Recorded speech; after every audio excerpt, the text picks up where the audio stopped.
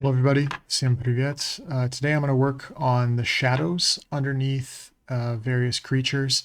So I recently, I need to dig this up here, but I recently redid the encoding for, or recently redid the decoding for my Heroes of Might and Magic extract. That's my publicly available repo on GitHub. It's actually linked in my channel. But I was getting like garbage sprites before, and now I'm actually getting the correct shadows underneath these attack frames. These are the shadows that are then supposed to be located underneath them. And I also decoded them for walking as well. So I got them for those values, and I didn't see them for the standard. So they weren't being decoded correctly in the standard. And frame zero was also not, like, frame zero I was treating as garbage. If you remember from some of my very first videos, I was having weird artifacts in some of these sprites when I first started doing this. And those actually, I believe, turned out to be shadows. But anyway, what I did here is I decided that I wanted to start using these shadows, because when we actually play the regular game, we'll just load this up quick. I can show you very quickly that the shadows are very much present in the real game. So let's go fight some pikemen. So there's a shadow underneath. We can see a shadow here underneath our centaurs. There's a shadow underneath this gargoyle. There's a shadow. You can see the pikemen. There's like a little shadow going on there. And as they move, there's a shadow behind them. So all of that is actually, like, we need to find that. And so I'm going to close that down for now. But I have the shadows for the attack files and the walk files. And so let's add those underneath each of the battle animations. So this wasn't really that complicated of a prompt. It did give me something strange where it wasn't finding something, and it was both using a const expression in C++ 17, which is what I'm using, but it's a little finicky, so it did it slightly differently. And then I noticed that the game sprite animation still isn't showing. And then here's an example from the real game, and I wanted to make sure that we were not overdoing the saturation, because if it's this dark, this is very dark, and so I was like, this probably needs to be at like 25 or 50% transparency. And I had previously said that the shadow was aligned with the bottom of the sprite, but then I realized when the wolf does this jump attack and you see the shadow there is not aligned with the lowest sprites in the wolf, I was like, that's actually not correct. So it should probably just use whatever's in the spec XML. So this probably specifies where the shadow needs to go. And pull that up here. I can show you what the spec XML shows here. So this gives you the offsets of these shadow values. So it looks, the bottom was capping the canvas at the creature's feet, something, something.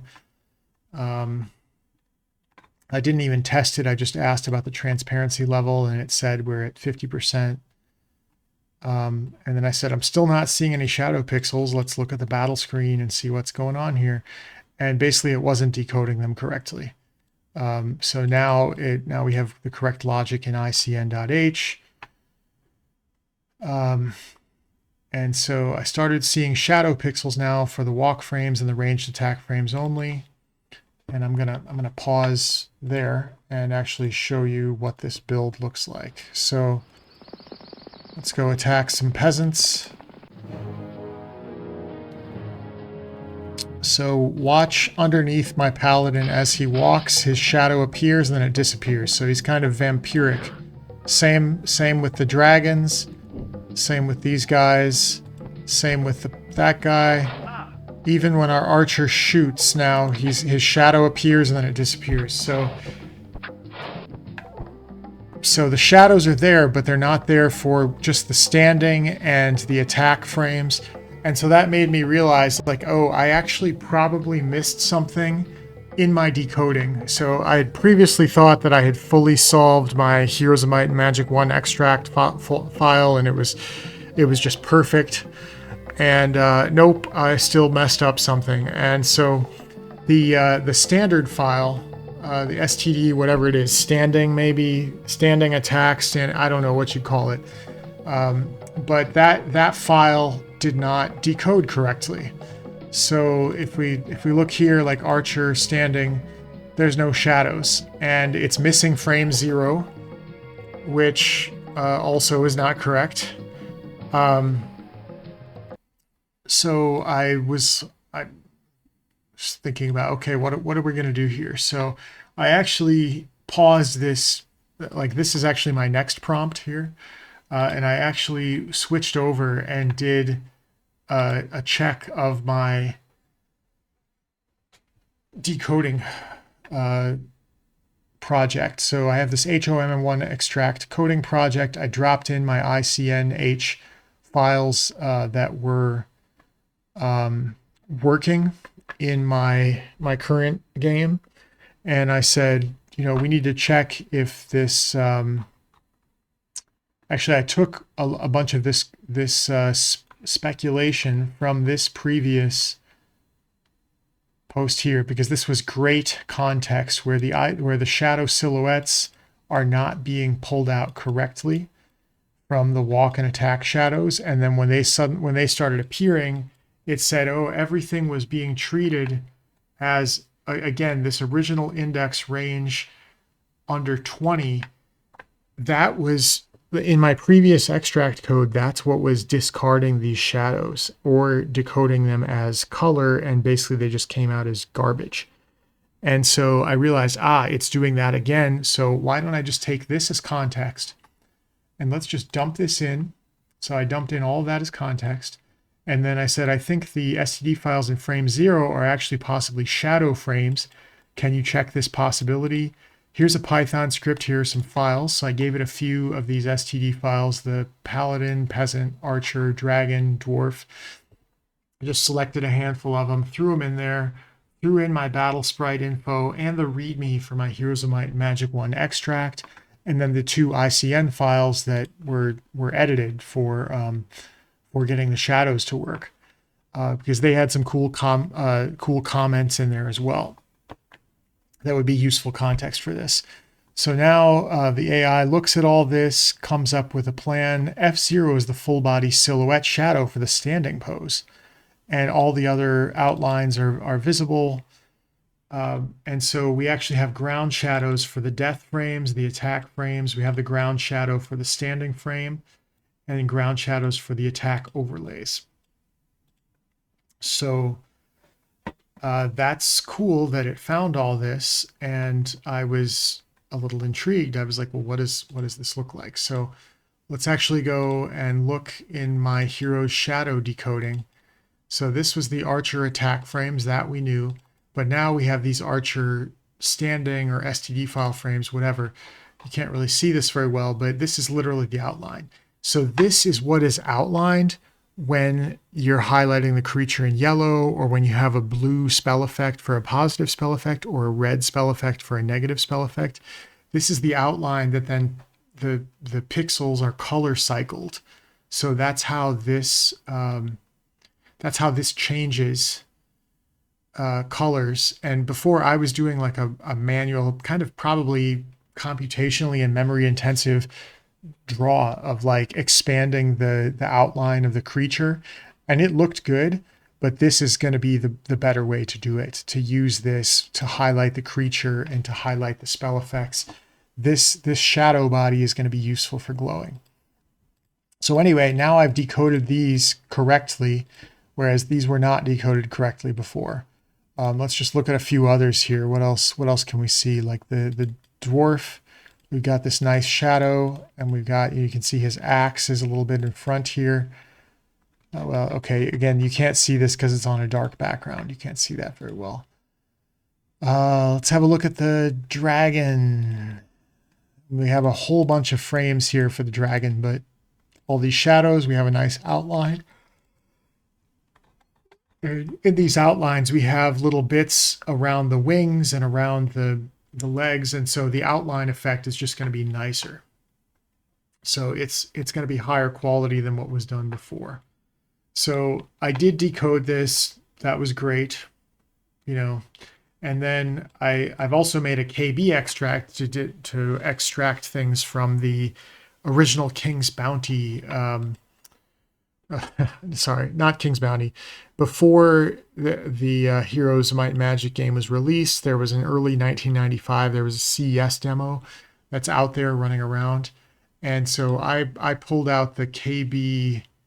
Well, it was KB extract here. I actually need to rename this back to KB AGG, and I renamed it Shadow just to have something to test. And anyway, I also created a script to decode those files. Most of those were not named in the AGG, so you didn't know what they were, but I was able to reverse engineer and compare file sizes and also just like label some manually to basically decode the file correctly. The only thing that isn't decoded now is some of the window layouts, I think. And here, the only shadows were actually just this shadow body. That's the only thing that was actually in KB. I was wondering if I would see other, if I would be able to see other shadows when I decoded in these, but all that you can see is just this shadow body. So they hadn't implemented the shadows at the time that the King's Bounty AGG was being used. Basically, the CES demo didn't have those shadows. So that's just kind of an interesting little thing to note, that they had the outlines, but they didn't have the shadows. So anyway, I then updated the C++ code for this, and then updated the documentation, and then I wanted to double check something in the documentation just to make sure that this was all labeled correctly, and it said, yep, the table's accurate as written, nothing to change. Just something looked funny to me, the way it had labeled these with these sentinels, and it was actually correct. So great. We updated that. I have actually updated this code. If you're one of the like 5 people that's probably downloaded my repo and used it on the Heroes AGG to look at the sprites in the game. I think there was a guy who was going to use this to make ringtones from the sound effects, because I did convert the original 82M sound files to WAV files. But anyway, so after that, going on that side quest to correctly decode the shadows for, well, basically the standing, walking, attacking. Actually, the walking we're already done, but the standing and the attacking, especially these are the melee attack frames. So the standing, flying, or melee attack shadows, and the death or pain animation as well, including all those shadows. Now I give it my HOMM1 extract code, some of my extract ICNs from the C++ version of that program that I had written, again, the battle sprite documentation. I gave it one of these outline shadows. It's too dark to see, but it's there. And then I gave it like a little screenshot of what the files looked like for the paladin. I threw in the spellbook as well, because we do these spellbook effects. Blue is a positive effect like protection, which increases your defense by 3, or red like curse, you glow red, and yellow is the glow if it's your creature's turn. And so what I want to do, so I've got the shadow pixels now for walk and attack frames.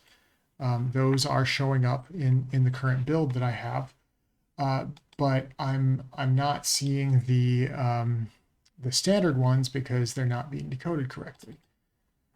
Well, this, I fixed the decoding in the extract ICN and the stdcpp.h in this Heroes of Might and Magic 1 extract function and the Python function. And here's the README for it also. So I basically had the complete documentation for it. Let's integrate this into battle resources so I can get the shadows for the standard sprites also for standing, death, melee attack animations. But also one more thing, the outline of each creature is what we should be using for the colored selections and spell enchantments. Currently, we're drawing the glowing outline around each creature, yellow for turn selection, red for negative spell effects, blue for positive spell effects. And we can use that monochrome shadow outline to cycle the colors for the selection and spell effects. I've also attached a sample of the fully decoded Paladin standard images and the Paladin shadow outline.png. Currently, we have a function that's drawing those effects, and I went and found the signature of that function, which is this draw glow outline.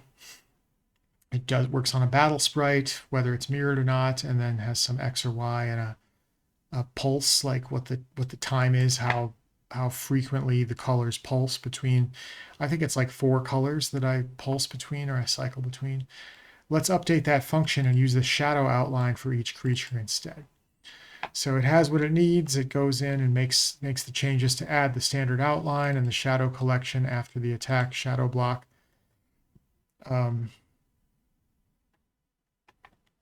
Just talking about the changes it makes.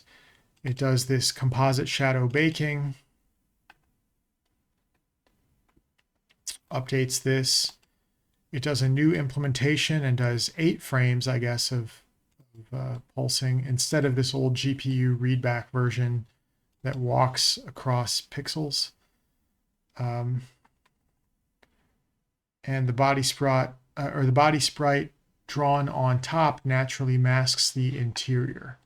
So again, like the interior of the bow here, if you can see this interior piece of the bow is now also masked correctly, and that will glow as well. So,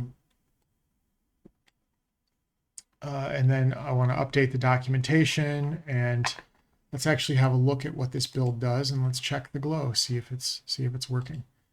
So I'm going to quickly build a mage guild and see if I can get a spell to test.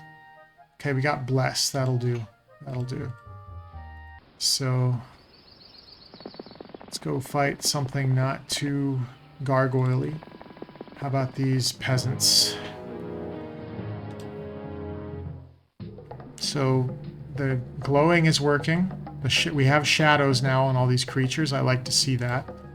I'm going to cast Bless. Oh, that ended his turn. That's not the correct logic. That's a new bug we need to fix. But we have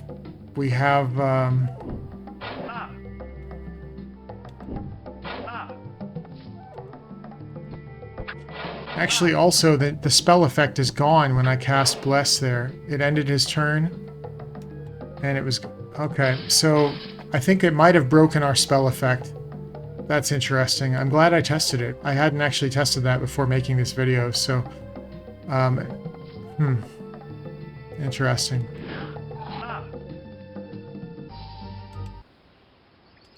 Let's try that once more and just see if that's the case for, like, the Phoenix. See if I can bless the Phoenix. Oh, he only has 1 knowledge. I can't do that. Okay, well... Again, I'm seeing the shadows. I'm happy with the shadows. We got... Oh, hey, look, the double breath worked. That is cool. It didn't always work, but I just saw it work, and that was one of my previous videos where I didn't see that work. So it's nice to see it work randomly. Cool. Yeah. All right. Well, so yeah, there is something with the spell enchantment I'm going to have to make note in my bug list there and see if I can track that down.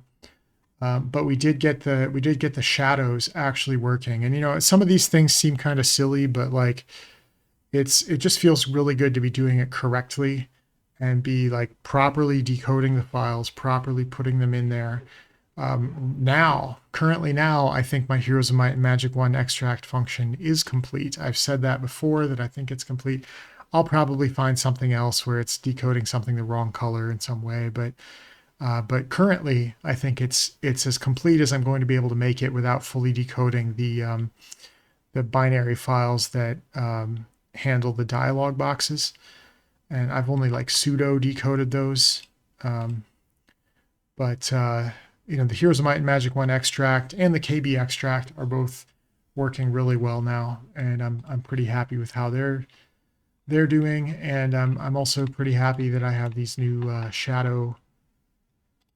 The shadows fully decoded, and really all of the battle sprites are now fully decoded. I mean, I've been working on the battle sprites for like 6 weeks or something. I think I started on like April 17th, and today is May 31st, the day I'm recording this. So I've been working on this for a good 6 weeks, and it's nice to have it finally fully decoded, working. You know, there's still some quirks I need to work on, and there's definitely that spell bug. But this was pretty cool progress to make.